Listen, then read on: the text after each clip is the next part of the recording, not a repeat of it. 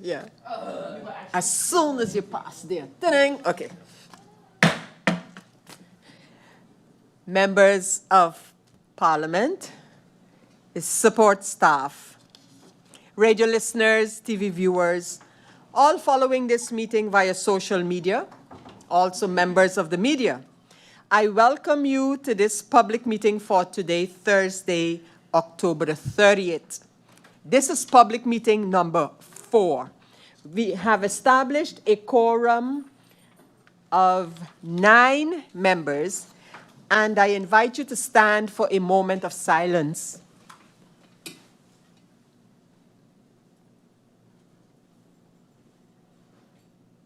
Thank you.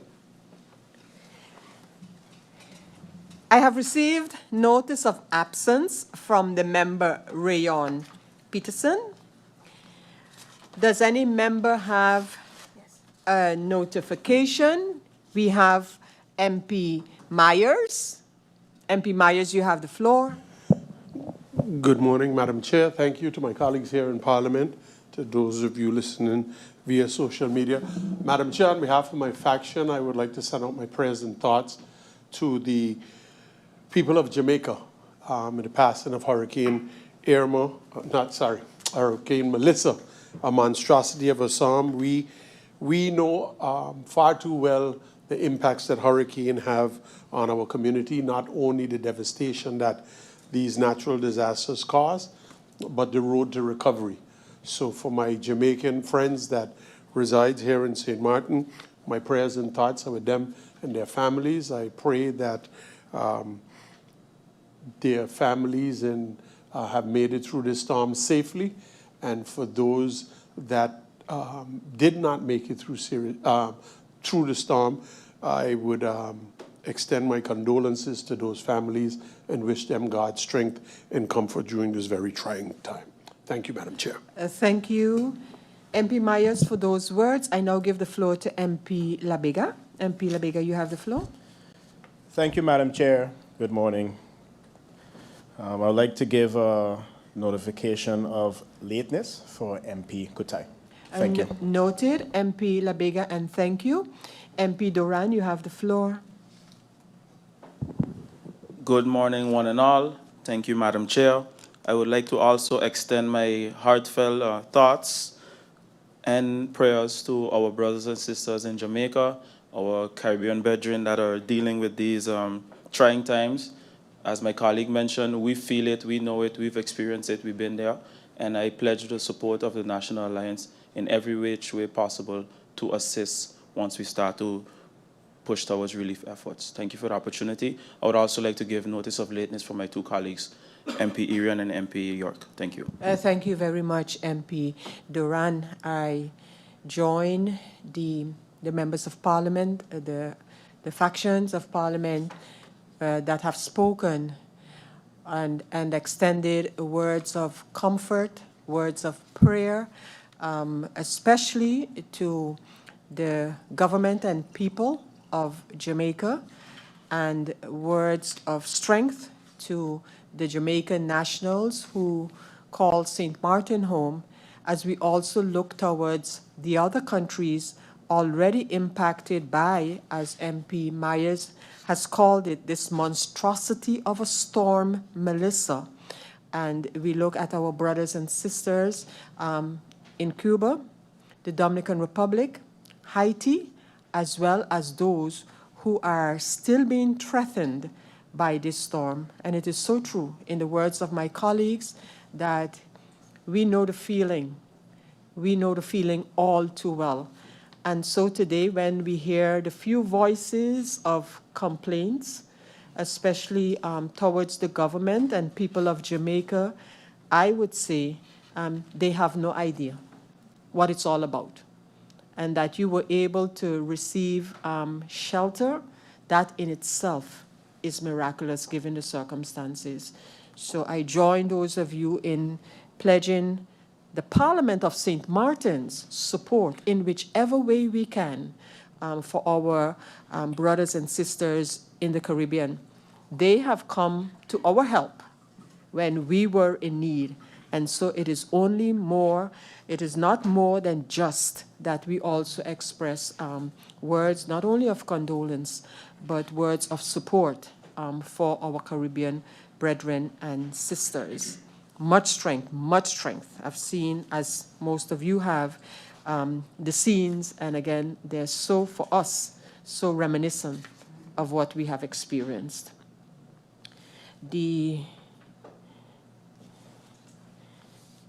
I'm just taking note of a note here. And okay, and I see it's a little to MP Dimar's notification. In the meantime, MP Viren's notification has been changed to absent, so just that it be noted as such as well. Members of Parliament, thank you for your notifications, and let's go over to the agenda points for this public meeting. There are 4 of them, and namely the incoming documents. We have the advice for the appointment of the Monument Council. We have the ratification of the agreements list of the Interparliamentary Kingdom Consultations, the so-called IPKO, that was held from September the 26th to the 29th in The Hague. We also have, fourthly, we have the advice on the reappointment of the current Ombudsman, ex Article 2 of the National Ordinance Ombudsman. Members of Parliament, you have the numbers of these incoming documents, so I can immediately go over to the first agenda point, and those are the incoming documents to Parliament. And you have the list of you have received the list of the incoming documents, and these are the incoming documents from the numbers IS 1352 to IS 1435. This, of course, is of the parliamentary year 24-25, and then we also have a few incoming ones of the parliamentary year 25-26, and those are the numbers 001, so from number 1 to 103 of the parliamentary year 2025-2026. This is, of course, the current parliamentary year. With respect to agenda point number 1, so the list of incoming documents, is there any member who requires the floor? I look to my Secretary General, our speakers list. There is no speaker on this topic, so members of Parliament, then we can consider this list of incoming documents and proposal for handling as approved. We go over to agenda point number 2. And as I mentioned, that's the advice for the appointment of the Monument Council for the period 2025 through 2029. On August the 29th, we received a letter from the Minister of Education, Culture, Youth and Sport, and it also included the application letters and resumes of the candidates that were proposed for appointment to form the Monument Council for the period mentioned. In the letter, the Minister of ECYS recommended that the following candidates be approved to fill the vacant positions of membership. These are: 1, Mrs. Kadula Jones, proposed as chairperson of the council; Miss Sherilyn Bryson; Miss Alnisha Davis; Miss Jean O'Neill Blaise; Miss Samira George; and Mr. David Richardson. It should be noted that a 7th member is to be appointed at a later date, but those were the first 6 members, as I mentioned. Members of Parliament, if you wish to pursue, or peruse rather, the document for this particular proposal, it is document IS 1384, registered on the 29th of August 2025. It is based on Article 2 of de Landsbesluit Inrichting en Werkwijze van de Monumentenraad. This is AB 2013 GT number 47. It is the approval of Parliament that is necessary for the candidates, and it is based on aforementioned article, which states that the minister submits a proposal for the appointment of members of the council to the Parliament for approval. Hence, it's our responsibility to approve these nominees, and we dealt with it in a Central Committee meeting of Parliament on October the 22nd, discussed the subject, And basically, based on that discussion, it is the proposal of the Central Committee to request the public meeting, this meeting, to approve the proposal. Is there the need for any discussion on this topic, members of Parliament? I don't see that being the case, neither do we have anyone who has signed in to speak. So we actually could consider this agenda point deliberated upon, and we can then go over to, I am waiting to see if it is the, no, okay. Thank you, MP, for that indication. So members of Parliament, we have come, does any member, firstly, let me ask that, does any member require voting by roll call? I don't hear anyone saying that, so without that being requested, this advice is accepted unanimously. I thank you, members of Parliament, for passing that through after our deliberations in Central Committee on the topic. And now, I'm making sure, okay. And now we can go over to agenda point number 3, members of Parliament, and that is ratification of the agreements list of the Interparliamentary Kingdom Consultations, IPKO.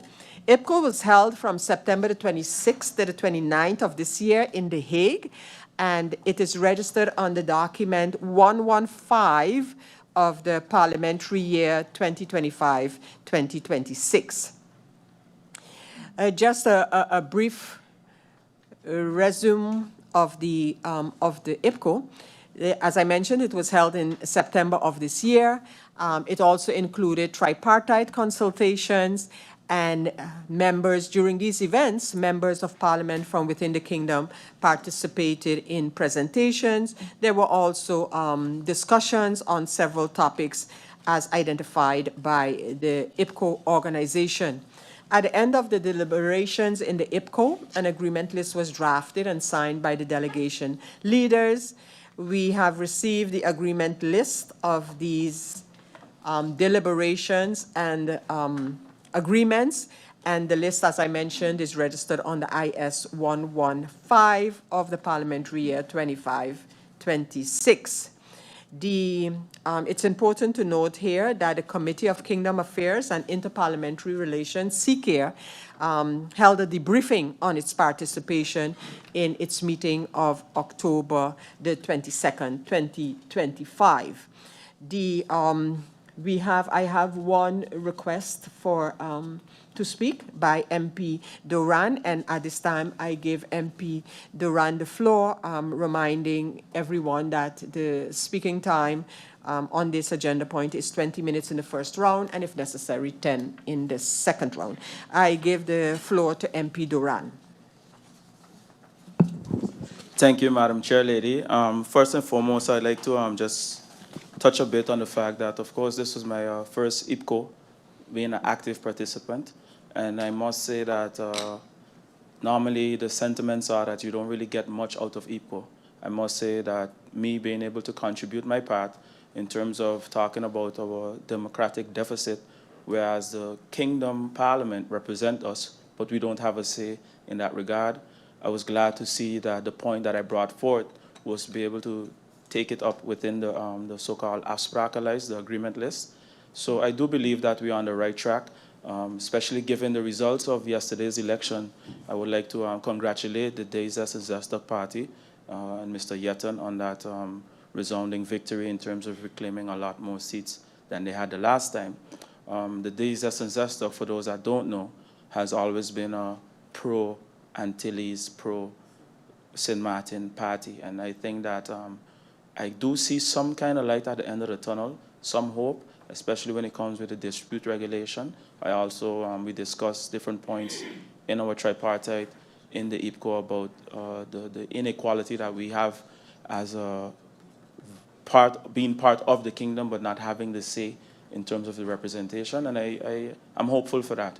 So I hope that the government can lay off and deviate of this co-ownership talk. I don't carry it, I don't support it in no form, shape, or fashion. I believe we come too far to go backwards. I believe that people like William Allen, people like yourself, Madam Chair, those that came before fought so hard in bringing us to where we are today. And if we're going to talk about co-ownership, then I think we're taking 5 steps forward and 10 steps back. So I just want to make it clear, I don't support that in no form, shape, or fashion. Thank you very much for the opportunity. Thank you, MP Duran, for those comments. I don't see any other member requesting the floor on the proposed agreement or signed agreement of the IPKO. So, MP Duran, any need for any? No, and the only speaker on the topic, MP Duran, does not require a second round. So we have come to the end of the deliberations on this advice. According to Article 57 again, we go over to the voting. Does any member require hoofdelijke stemming? I don't see that being the case. So that would mean that that this agreement list is accepted unanimously. Thank you, members of parliament, for your discussions on the matter when we had it in the CCARE, and also the comments made during this meeting on the list and the topic in general. We go over now to agenda point number 4, and that is the reappointment of the current ombudsman, and this is in accordance with Article 2 of the National Ordinance Ombudsman. This document, as I mentioned at the introduction of this meeting, is registered on the IS 1164, and it's dated the 12th of June. Just a quick review here, based on Article 2 of the National Ordinance Ombudsman, it is Parliament that appoints an ombudsman, and for a period of 7 years. The ombudsman can only be reappointed once, and that would make it then a second term. We have a letter from the current ombudsman, that is Mrs. Gwendolyn Mussel, and who, by the way, commenced her term on the 1st of January of 2019, so that would come to an end on December the 31st of this year. And as I mentioned, the ombudsman, Mrs. Gwendolyn Mussel, informed Parliament that she was ready to and able to serve for a second term as ombudsman, and that is the letter registered on the 1164.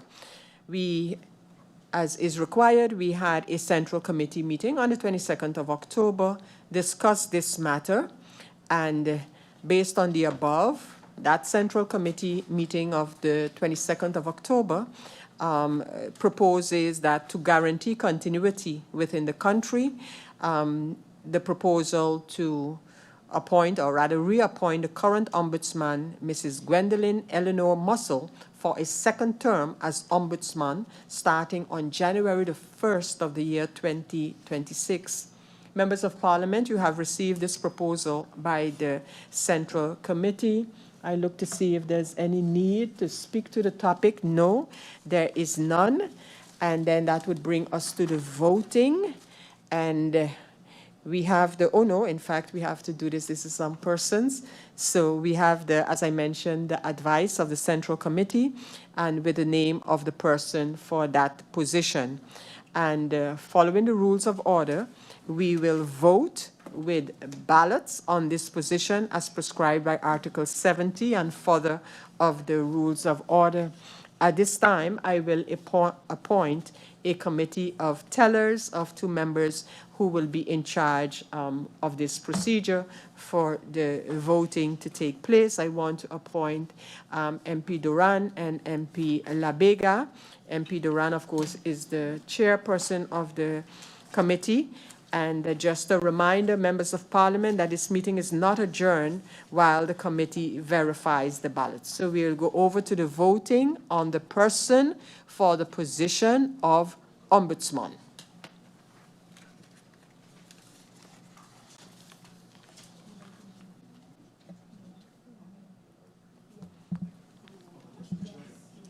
Yeah.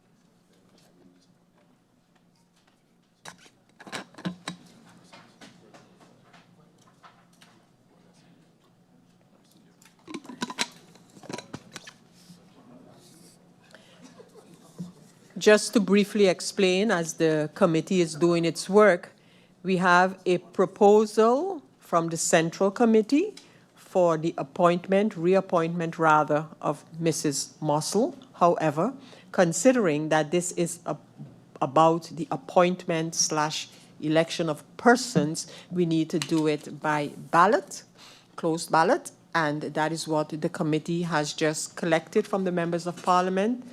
The ballot with the name of the person they are proposing for the position of Ombudsman as per the 1st of January 2026. And we will hear a report from the president of the chairperson of the committee in a few. MP Doran. Yes, Madam Chair, we have a total of 11 ballots cast, all in favor of Ms. Mossel. It was passed unanimously. Thank you, Chairperson of the committee. Thank you, members of the committee.